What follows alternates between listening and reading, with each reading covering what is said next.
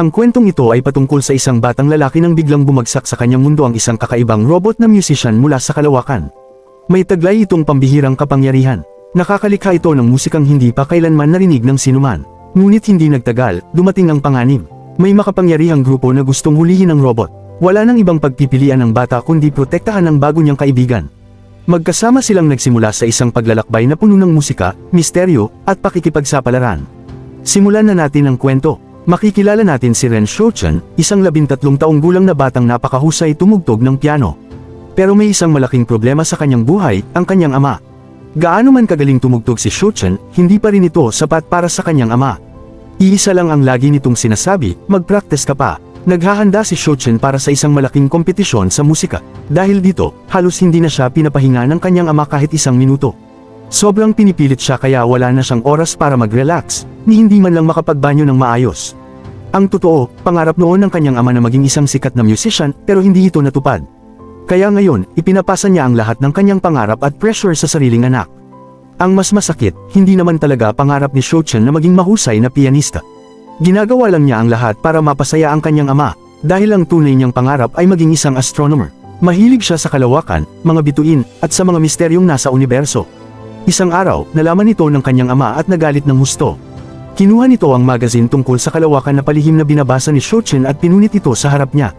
Wala mang sinabi si Shouchen, labis siyang nasaktan. Kinabukasan sa klase, tahimik lang siyang nakatingin sa bintana habang pinagmamasdan ang kalangitan.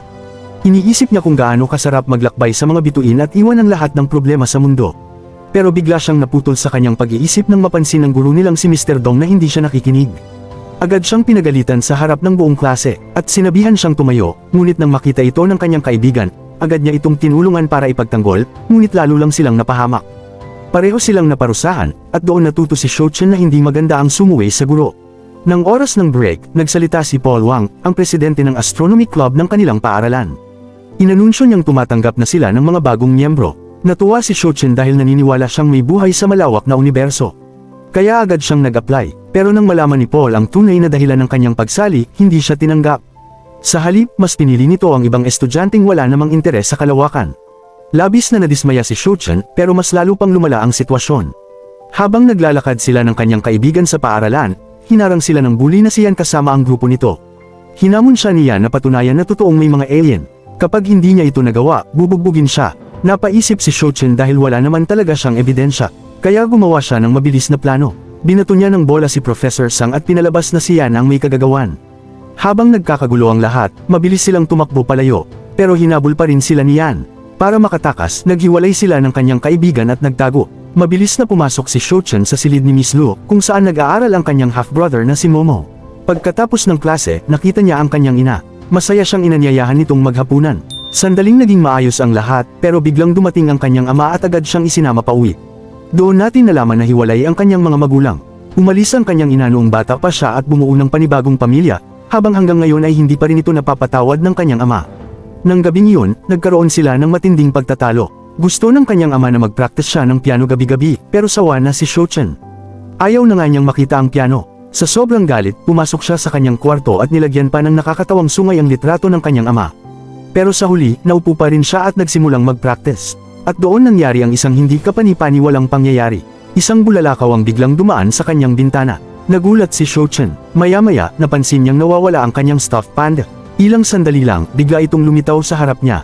At mas nakakagulat, bumagalaw na ito. Sa takot, agad niya itong inatake. Sakto namang pumasok ang kanyang ama. Sinubukan niyang ipaliwanag na buhay ang laruan, pero hindi siya pinaniwalaan. Sa halip, inakala nitong ordinaryong stuffed toy lang iyon at hinampas pa ito bago inutusan si Shouchen na bumalik sa pagpapractice ng piano. Ngunit pagkalabas ng kanyang ama, muling gumalaw ang panda. Mabilis na kumuha si Shouchen ng baseball bat at sinubukan itong hampasin, pero napakabilis ng kakaibang nilalang at madali itong nakaiwas. Pagkatapos, isang mahiwagang pangyayari ang naganap. Tumakbo ang panda papunta sa piano at bigla itong nagsimulang tumugtog. Ilang segundo lang ang lumipas. Isang napakagandang himig ang pumuno sa buong silid. Unti-unting nagsimulang lumutang ang lahat ng bagay sa paligid nila. Nagulat si Shouchen, pero imbes na matakot, namangha siya.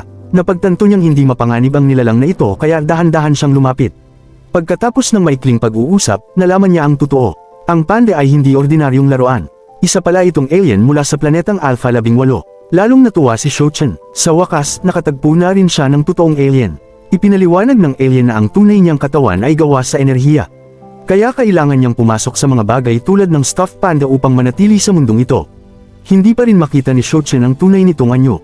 Pero hindi lang iyon, perpekto rin itong tumugtog ng piano at kaya nitong magsalita ng kahit anong wika. Bukod pa roon, mayroon pa itong kakaibang kapangyarihan. Kaya nitong ilipat ang mga bagay nang hindi man lang hinahawakan. Ginamit nito ang kapangyarihan para gumawa ng tulay na gawa sa mga libro palabas ng bintana. Maingat na naglakad si Shochen rito pero biglang nagsimulang gumuho ang tulay. Pareho silang nahulog, ngunit sa huling sandali ay agad siyang nasagip ng alien. Pagkatapos noon, medyo nagalit ang alien at binalaan si Shochen na huwag nang hahawakan muli ang galamay nito. Pagkatapos ay ligtas niya itong ibinalik sa silid. Sa wakas ay nakatulog si Shochen. Pero habang gabi, tahimik na sinuri ng alien ang lahat ng nasa paligid. Doon nalaman na mayroon pala itong misyon at kailangan itong matapos ang unang yugto nito sa loob ng 2 buwan. Kinabukasan, paggising ni Shochen, hinanap niya ang alien sa buong kwarto. Nang makita niya ito, nagulat siya dahil suot na nito ang paborito niyang relo. Mabilis niyang sinabi na kailangan na niyang pumasok sa paaralan at dapat manatili lang ito sa bahay. Pero may iba ng plano ang alien. Ayaw nitong maiwan kaya nagpumilit itong sumama kay Shochen. Wala na siyang nagawa kaya palihim niya itong dinala sa paaralan. Habang nasa klase, itinago niya si Mozart sa ilalim ng mesa. Pero may problema, ayaw ni Mozart sa masisikip na lugar kaya paulit-ulit itong lumalabas. Napansin ito ng kanyang kaibigan, at nagsimulang maghinalang may tinatago si Shochen. Pagsapit ng recess, kinumpronte niya ito. Pilit iniiwasan ni Shochen ang katotohanan, pero hindi sumuko ang kanyang kaibigan. Kaya sa huli, ipinakita rin niya ang panda. Ngunit biglang tumigil sa paggalaw si Mozart at nagkunwaring ordinaryong laruan. Nagalit ang kanyang kaibigan. Akala niya ay niloloko lang siya ni Shochen. Nagsimula siyang sumigaw dahil naniniwala siyang walang alien sa loob ng laruan. Pero biglang may nangyaring hindi inaasahan. Para suportahan si Shochen, biglang tumayo si Mozart at nagsimulang magsalita. Lubos na nagulat ang kanyang kaibigan, pero kasabay nito ay namangha rin siya. Doon na siya tuluyang naniwala na totoo ang lahat. Ipinakilala ni Shochen ang alien at ipinagmalaki niyang napakahusay nitong tumugtog ng piano, kaya pinangalanan niya itong Mozart. Sakto namang dumating ang bully. Nagkunwari itong humihingi ng tawad kay Shochen. Pero nang makita ni Mozart na inaasar sila, nagpa siya itong turuan ito ng leksyon. Ginamit nito ang kanyang kapangyarihan at pinaikot siya ng napakabilis. Pagkahinto nito, bigla na lang siyang nakasuot ng damit pambabae. Sa sobrang hiya, mabilis siyang tumakbo para magpalit ng damit bago pa siya makita ng iba. Nang hapon ding iyon, nagkaroon ng football match sa paaralan. Magkakalaban ang koponan ni Shochen at Baolu laban sa koponan ni Paul. Mukhang siguradong matatalo sila, pero lihim silang tinulungan ni Mozart. Biglang naging goal ang halos lahat ng tira nila. Parang mahika ang nangyayari, at sa huli, nanalo nga sila sa laban. Pagkatapos ng laro, naglalakad si Shochen sa pasilyo ng paaralan nang makita niya si Jing sa hardin. Sa sandaling makita niya ito, biglang bumilis ang tibok ng kanyang puso dahil matagal na niya itong gusto, pero hindi siya nagkaroon ng lakas ng loob na sabihin iyon. Ngunit nakita niyang binibigyan ni Paul ng bulaklak si Jing. Dahil doon, nagselos si Shochen. Kaya hiniling niya kay Mozart na tulungan siyang ipahiya si Paul. At ginawa nga ito ni Mozart. Biglang nalaglag ang peluka ni Paul, nadulas siya, at napunit pa ang kanyang pantalon. Nagtawanan ang lahat, pati si Jing ay hindi napigil ang matawa. Sa sobrang hiya, mabilis na tumakbo palayo si Paul. Samantala, mabilis na nagtago sina Shochen at ang kanyang mga kaibigan para hindi sila makita ni Jing. Pero hindi naging maayos ang plano nila. Nagsimula silang habulin ni Jing sa buong paaralan. Habang naghahabulan, nadiskubre ni Jing ang katotohanan. Nakita niyang may kakaibang kapangyarihan ang panda. Dahil dito, lalo siyang na-curious at gusto niyang malaman ang lahat. Samantala, naging seryoso si Yan sa paghahanap ng mga alien. Sumali siya sa isang kakaibang grupo na nagsasaliksik tungkol sa buhay mula sa ibang planeta. Pinamumunuan ito ng isang misteryosong babae na nagsasabing isa siyang intergalactic ruler. Ayon sa kanya, pumunta siya sa Earth upang pamunuan ito tungo sa isang bagong kinabukasan. Kinahapunan, humingi ng pabor sina Baolu at Jing kay Mozart. Gusto nilang umakyat sa tuktok ng water tank ng paaralan para makita ang tanawin. Pumayag si Mozart. Ginamit niya ang kanyang kapangyarihan upang gumawa ng hagdang gawa sa mga lumulutang na bato. Isa-isa silang umakyat hanggang sa pinakataas at mula roon ay nasilayan nila ang buong lungsod na kumikislap sa liwanag ng papalubog na araw. Napakagandang tanawin iyon. Nang gabing iyon, umuwi ang ama ni Shochen at narinig ang pagtugtog ng piano mula sa kanyang kwarto. Napangiti siya at binuksan ang bintana para purihin ang kanyang anak. Pero hindi niya alam ang katotohanan, hindi si Shochen ang tumutugtog. Si Mozart iyon. Samantala, abala naman si Shochen sa panunood ng mga video tungkol sa kalawakan habang patuloy na nangangarap tungkol sa mga bituin. Kinagabihan, lihim na nakipag-ugnayan muli si Mozart sa kanyang planeta. Sinabi niyang maayos ang takbo ng kanyang misyon. Pero dito natin nalaman ang isang nakakagulat na sikreto. Hindi lang pala ang pananatili sa Earth ang tunay niyang misyon. Ang totoong layunin niya ay tulungan si Shouchen na maging isang astronomer dahil kahit paano, konektado ang kinabukasan ni Shouchen sa kinabukasan ng kanilang planeta. At ang pinakamalaking hadlang sa buhay ni Shouchen ay ang kanyang ama. Ang walang tigil nitong pagpipilit na maging pianista siya ang pumipigil sa kanya na sundan ang tunay niyang pangarap. Kaya gumawa si Mozart ng isang mapanganib na desisyon. Nagpasya siyang alisin ang ama ni Shouchen. Nang sumapit ang weekend, isinama ng ama si Shouchen upang bisitahin ang kanyang lolo sa isang retirement home. Pagkatapos noon, nagtungo silang tatlo sa kanilang bahay sa probinsya. Dito nagsimulang maging seryoso ang lahat. Paulit-ulit na sinubukan ni Mozart na isagawa ang kanyang plano. Naglagay siya ng iba't ibang patibong para mapahamak ang ama ni Shouchen. Pero sa bawat pagkakataon, nakaliligtas ito ng hindi man lang nalalaman ang nangyayari. Hindi pa rin sumuko si Mozart. Sa isang pagkakataon, sinubukan pa niyang saksakin ito mula sa likuran habang nasa kusina. Pero sa huling sandali, dumating si Shouchen at agad na napigilan siya. Mabilis niyang naagaw ang kutsilyo at nailigtas ang kanyang ama. Nagalit at nalito si Shouchen. Itinali niya si Mozart sa loob ng banyo at tinanong kung bakit nito inatake ang kanyang ama. Sinabi ni Mozart na ginagawa lang niya iyon para protektahan si Shouchen pero hindi niya ito tinanggap. Mahigpit niya itong dinalaan. Huwag mo nang uulitin iyon. Pagsapit ng Lunes, panibagong problema ang lumitaw. Nawawala si Yan. Pumunta sa paaralan ng kanyang ama dahil hindi ito umuwi buong weekend. Matapos magtanong-tanong, nalaman nilang dumadalo pala si Yan sa mga pagpupulong ng isang kakaibang grupong tinatawag na Galactic Alliance. Nang marinig ito, labis na nakonsensya ang kanyang ama. Doon natin nalaman ang isang malungkot na katotohanan. Noong 4 na taong gulang pa lang si Yan, namatay ang kanyang ina sa isang aksidente sa sasakyan. Pero imbes na sabihin ng totoo, sinabi ng kanyang ama na lumipat ito sa ibang planeta. Mula noon, naniwala na si Yan sa kasinungalingang iyon. At simula noon, naging obsesyon na niya ang paghahanap sa kanyang ina. Kahit hindi niya kaibigan si Yan, naawa pa rin si Shouchen sa kanya. Kaya nagpasya siyang tulungan ito. Hiniling niya kina Baolo at Jing na sumama sa paghahanap. Isa lang ang sigurado nila. Naniniwala si Yan na babalik balang araw ang kanyang ina. Kaya hindi magiging madali ang pagkumbinsi sa kanya. Doon na kumilos si Mozart. Gamit ang kanyang kapangyarihan, lumipad siya papunta kay Yan na nakatayo sa mataas na lugar. Sinabi ni Mozart na nasa isang mahalagang misyon ang kanyang ina at kapag natapos iyon, babalik siya para sa kanya. Pagkarinig nito, unti-unting kumalma si Yan. Pero bigla siyang nadulas at nahulog. Sa mismong sandaling iyon, mabilis siyang sinalo ni Mozart at ligtas na ibinaba sa lupa. Mukhang maayos na ang lahat. Pero may isang problema, palihim pala itong near-record ng dalawang miyembro ng Galactic Alliance. Ngayon, mayroon na silang ebidensya na totoong may mga alien. Mabilis silang tumakbo upang ipakita ang video sa kanilang leader. Pagkakita ng babae sa video, agad siyang nag-utos na hulihin ang nilalang. Samantala, dumating ang ama niyan at labis ang kanyang ginhawa nang makitang ligtas ang anak. Pero papalapit na ang panganib kay Mozart. Kinabukasan, bumisita sa bahay nila ang guro sa musika ni Shouchen. Sa pagkakataong ito, kailangan ng tumugtog ni Shouchen ng mag-isa dahil hindi na siya maaaring tulungan ni Mozart. Pero may problema, hindi siya nakapag-practice ng maayos buong linggo. Dahil dito, hindi naging maganda ang kanyang pagtugtog. Nadismaya ang guro at umalis na may pagkabigo. Pagkaalis nito, nagalit ang ama ni Shouchen at tinanong kung ano ang nangyari. Sa pagkakataong ito, nagsalita na rin si Shouchen. Sinabi niya ang buong katotohanan. Ayaw niyang maging musician kahit gaano pa siya pilitin. Biglang natahimik ang lahat. Pagkatapos, gumawa ng kasunduan ng kanyang ama. Sinabi nito, kapag umabot ka sa finals ng kompetisyon sa musika, hindi na kita pipilitin pang tumugtog ng piano. Pumayag si Shouchen. Ngayon naman, si Mozart ang tumulong. Kinabukasan, ginising niya si Shouchen alas 5 pa lang ng umaga at isinama siya sa istasyon ng tren.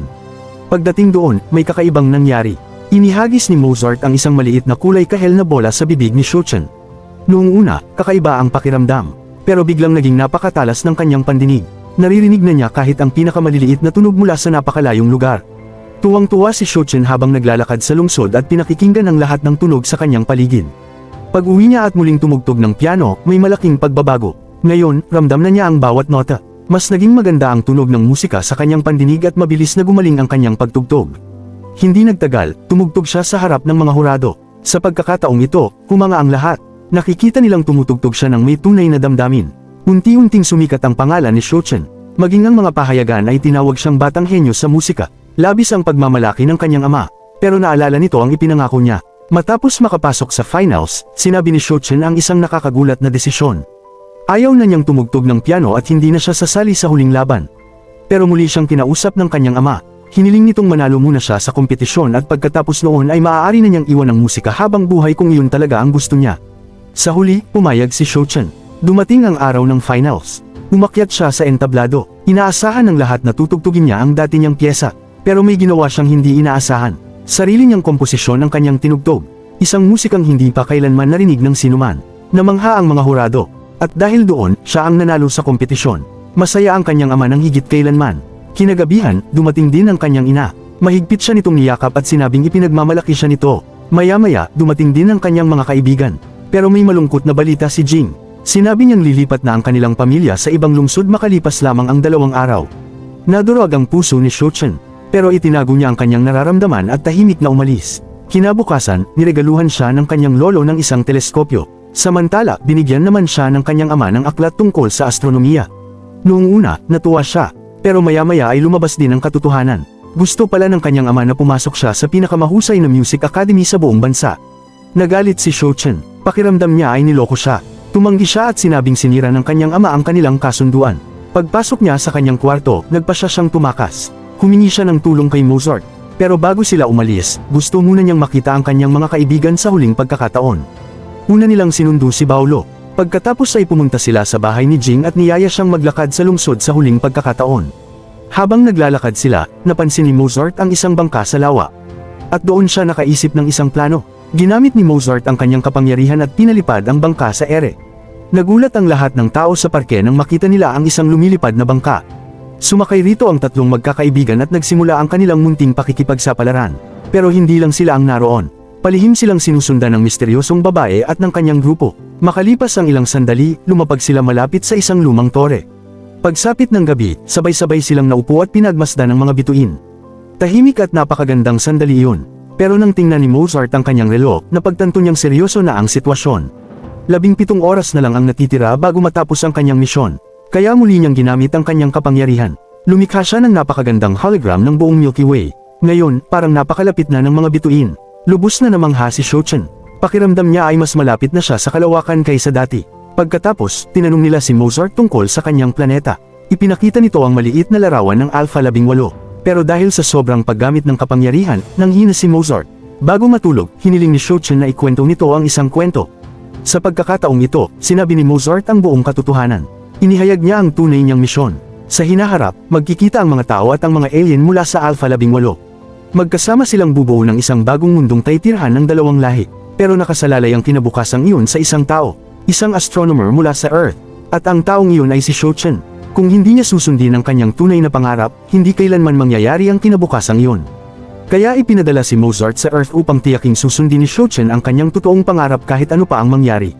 Pagkatapos sabihin ang lahat, napansin ni Mozart na mahimbing nang natutulog si Shochen. Tahimik niyang ibinalik ang relo nito, pero bigla siyang nakarinig ng isang kakaibang himig. Dahil sa pag-uusisa, sinundan niya ang tunog. Ngunit isa pala itong patibong. At bigla siyang nabihag. Kinabukasan, nagising sina Shochen at ang kanyang mga kaibigan sa sigawan ng kanilang mga magulang. Sa tulong ng mga pulis, natagpuan sila ng kanilang mga pamilya. Pero may napansin si Shochen. Wala na si Mozart. Hinahanap niya ito kung saan-saan pero hindi niya matagpuan. Unti-unti niyang naisip na iniwan na siya ni Mozart. Pag-uwi niya sa bahay, biglang tumunog ang kanyang relo. Doon niya nalaman ng isang nakakatakot na bagay. 7 oras na lang ang natitira bago tuluyang umalis si Mozart sa Earth. Hindi na nag-aksaya ng oras si Shochen. Tinawagan niya si Paolo at agad silang lumabas para hanapin si Mozart. Samantala, paalis na sana ng lungsod si Jing. Pero nang mabalitaan niyang nawawala si Mozart, agad siyang bumaba at sumama sa paghahanap. Muling nagkasama ang buong grupo. Dahil desperado na sila, nagtungo sila sa bahay ni Yan. Sinabi nila ang totoo, sila ang mga kaibigan ng alien na minsang nagligtas sa kanya. At biglang may nangyaring kamangha-mangha. Nakakonekta si Yan kay Mozart. Naririnig niya ang lahat ng naririnig ni Mozart. Dahil dito, nalaman nilang nakakulong si Mozart sa isang lugar na gumagamit ng napakalalakas na tunog upang pahinain siya. Dahil doon, hindi niya magamit ang kanyang kapangyarihan. Sa tulong ng mga tunog na naririnig nila, natukoy ni Shochen ang lokasyon. Nasa punong himpilan ito ng Galactic Alliance. Pinangunahan sila niyan papunta roon. Sa daan, nakasalubong nila si Jing na kasama si Paul upang tumulong. Ngayon, sama-sama silang nagtungo upang iligtas si Mozart. Pagdating nila, agad silang pumasok sa gusali. At ang kanilang nakita ay nakakagulat. Susunugan na si Mozart ng buhay. Hindi sila nag-aksaya ng kahit isang segundo. Agad nila siyang iniligtas. Pagkatapos nito, nagsimula ang matinding labanan. Ginamit ng mga bata ang mga kagamitang ginawa ng Astronomy Club upang lumaban. Pero sa gitna ng kaguluhan, muling nakatakas ang misteryosong babae kasama si Mozart. Nang makita iyon, agad siyang hinabol ni Shochen. Pero bigla siyang inatake at natumba. Sa sandaling iyon, dumating ang kanyang ama. Sa unang pagkakataon, ipinaglaban siya nito. Habang pinipigilan ng kanyang ama ang kalaban, tumakbo si Shochen upang iligtas si Mozart. Sa wakas, naabutan niya ito. At doon sinabi ng kanyang ama ang pinakamahalagang salita. Humingi ito ng tawad. Inamin niyang nagkamali siya sa pagpipilit kay Shochen na maging musician. Sinabi niya, mula ngayon, si Shochen na ang pipili ng sarili niyang kinabukasan. Nakahinga ng maluwag si Shochen. Kasabay nito, napansin niyang umabot na sa 100% ang timer ni Mozart. Ibig sabihin, natupad na ang kanyang misyon. Maya-maya, dumating pa ang iba upang tumulong. Sa gitna ng kaguluhan, sinubukan ng kontrabida ang huling pag-atake. Pero ginamit ni Mozart ang kanyang kapangyarihan at tuluyan siyang tinalo. Pagkatapos noon, bumagsak si Mozart sa lupa. Mabilis na tumakbo si Shochen papunta sa kanya. Pero oras na ng kanilang pamamaalam. Sinabi ni Mozart na kailangan na niyang bumalik sa kanyang planeta. Ngunit bago siya umalis, nangako siyang muli silang magkikita balang araw. At pagkatapos, isang asul na liwanag ang lumitaw mula sa kalangitan. Dahan-dahan nitong inangat si Mozart. At sa isang iglap, tuluyan na siyang naglaho. Pero may kakaibang nangyari. Nakalimutan ng lahat si Mozart. Pati si Shochen. Nakalimutan niya ang alien na tuluyang nagbago ng kanyang buhay. Pero may isang bagay na hindi niya nakalimutan. Ang pangako ng kanyang ama. Sa wakas, malaya na siyang sundan ng tunay niyang pangarap. Sinimulan niyang tuparin ang kanyang pangarap na maging isang astronomer. Kahit hindi siya nakasali sa astronomy club ng kanilang paaralan, gumawa siya ng sarili niyang landas. Patuloy siyang sumulong. Namimiss pa rin niya si Jing, pero nanatili silang magkausap. Samantala, naaresto ang masamang babae at ang kanyang grupo. Inakala ng lahat na baliw sila dahil sa paniniwala nila sa mga alien. Pero sa huli, may hindi inaasahang nangyari. May mga totoong alien na biglang lumitaw sa kulungan ng babae. Sa pagkakataong ito, natakot siya. Pero sinabi ng mga alien na kailangan nila ang kanyang tulong upang makapaghiganti kay Shochen. Pagkarinig nito, napangiti ang babae. Dahil alam niyang hindi pa rito nagtatapos ang kanyang kwento, at dito nagtatapos ang pelikula. Ano sa tingin mo ang kwentong ito? Ipahayag mo ang opinyon sa ibabang comments. At kung nagustuhan mo ang recap na to, huwag kalimutang mag-iwan ng like at kung bago ka pa lang sa ating channel, pindutin ang subscribe button para ganahan tayo gumawa ng napakagandang recap gaya nito. Hanggang sa susunod.